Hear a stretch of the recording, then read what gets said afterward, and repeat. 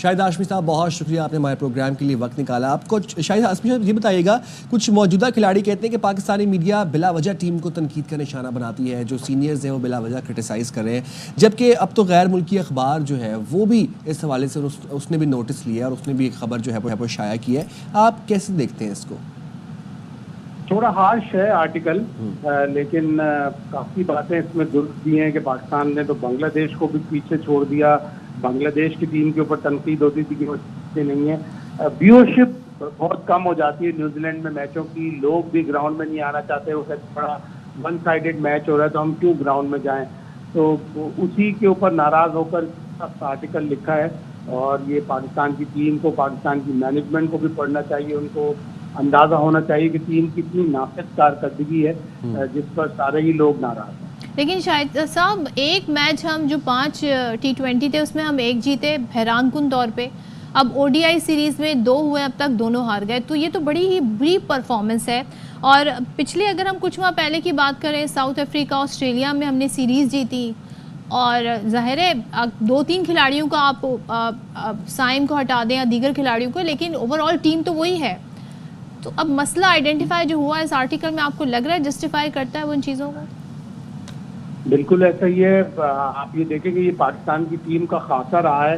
एक सीरीज बहुत अच्छी खेलते हैं, पिछला टूर जिस तरह पाकिस्तान ने किया, 22 साल बाद ऑस्ट्रेलिया को ऑस्ट्रेलिया में हराया 2-1, फिर साउथ अफ्रीका जैसी टीम को 3-0 हराया। साउथ अफ्रीका की टीम, अक्सर ऐसा होता है कि उनके प्लेयर कहीं और बिजी होते हैं, IPL में होते हैं या टेस्ट मैच खेलने कहीं गए होते हैं, तो वो अपनी पूरी टीम नहीं खिलाते। लेकिन वो टीम तो साउथ अफ्रीका की भी पूरी मुकम्मल टीम थी जिसको पाकिस्तान ने 3-0 हराया। और एकदम से पाकिस्तान की टीम एक साइम अय्यूब के ना होने से इतना पीछे चली गई, ये बड़ी हैरानकुन बात है। पाकिस्तान टीम में तब्दीलियां भी बहुत हुई हैं, पाकिस्तान की बॉलिंग भी इस साल जितने भी वनडे हुए हैं उसमें पाकिस्तान की जो डेथ ओवर की बॉलिंग यानी आखिरी 10 ओवर की बॉलिंग, वो दुनिया की टीमों में सबसे ज्यादा बुरी है।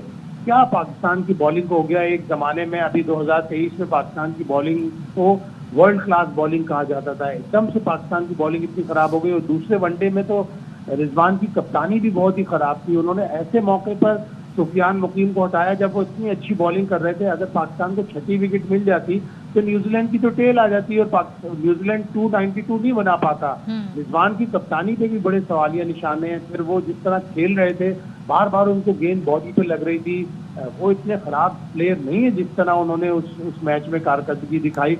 और पाकिस्तान की बैटिंग 32 पे 5, 72 पे 7, तो फहीम अशरफ और नसीम शाह ने, जो नसीम शाह तो कंकशन सब्स्टिट्यूट आए थे, उन्होंने अगर 60 रन की पार्टनरशिप ना की होती तो पाकिस्तान से 100 रन के अंदर आउट हो जाता। अब तो सवाल ये भी उठ रहा है कि नसीम को हमने खिलाया क्यों नहीं। लेकिन अगर नसीम स्कोर ना करते तो हम जस्टिफाई कर रहे होते कि भाई ठीक है, नसीम पर भी तनकीद हो रही थी। और फिर आपने खुद कहा कि लास्ट 10 ओवर्स होते हैं, हम इतने रन्स दे देते हैं अगली टीम को कि फिर वो रन्स हमें चेस करना मुश्किल हो जाते हैं। तो हमारी बॉलिंग कैसे सही होगी? क्या कॉम्बिनेशन ठीक नहीं है अभी? और एक और हमने ODI खेलना है शाहिद साहब, तो अब होना क्या चाहिए, यहाँ से क्या होना चाहिए अब आगे?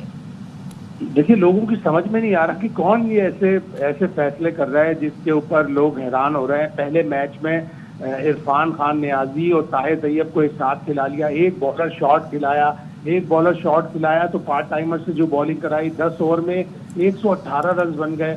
दूसरे मैच में जहां सीमिंग कंडीशन थी, जहां बॉल स्विंग हो रही थी, सुबह से मतलब अबरालू था, पूरे मैच में फ्लड लाइट जलती रही, उस मैच में आप नसीम शाह को कैसे बिठा सकते हैं जिसकी तो बॉल स्विंग होती है, जो तो है ही इसी तरह का बॉलर, इन कंडीशंस का बॉलर।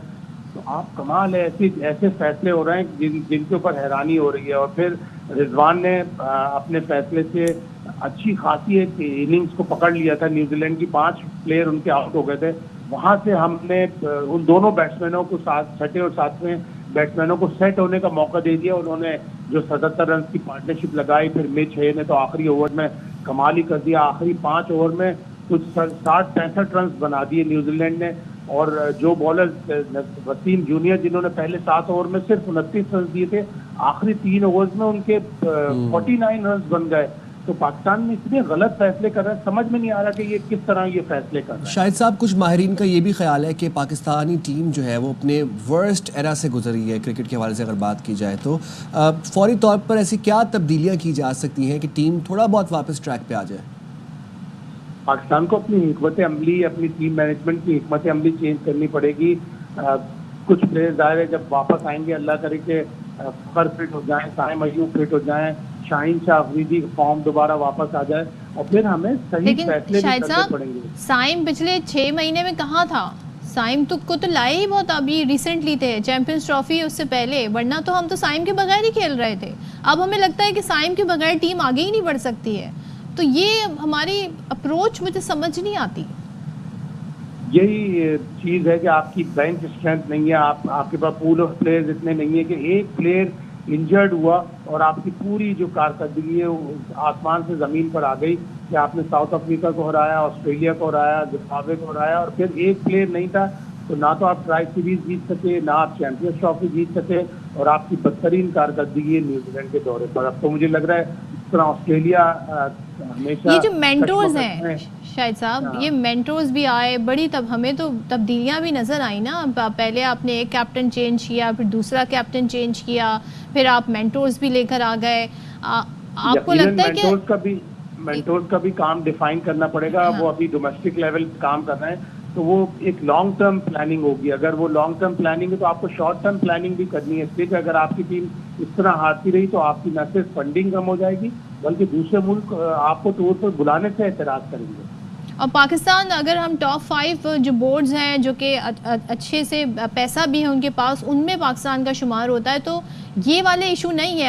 आपको लगता है कि हमारे यहाँ ख़ास तौर पे अब टैलेंट को आगे लाना होगा और जो हमारे अंडर 19 प्लेयर्स हैं उनको हमें पॉलिश करना होगा ताकि फिर ये कल को आके क्रिकेट में आगे बढ़ें। लेकिन इसमें टाइम बहुत लगेगा शाहिद साहब, ये शॉर्ट टर्म तो कोई फिक्स नहीं कर सकते सूरत हाल को। ये तो लॉन्ग टर्म में प्लानिंग है और हमें अपनी डोमेस्टिक क्रिकेट को बेहतर करना होगा। अब आप देखें कि एक प्लेयर की मिसाल है मोहम्मद अब्बास, जो जिनके फादर पाकिस्तान से न्यूजीलैंड चले गए, उसको उन्होंने किस तरह ग्रूम किया अंडर 13 से अंडर 19 और अंडर 19 से अंडर 21, और वो आया, उसने एक मैच में 50 किया, एक मैच में 40 किया। तो हमें अपने सिस्टम को बेहतर करना पड़ेगा, टैलेंट को प्रॉपरली ग्रूम करना पड़ेगा। चलें, ठीक है, बहुत शुक्रिया शाहिद हाशमी साहब, आपने हमारे प्रोग्राम के लिए वक्त निकाला।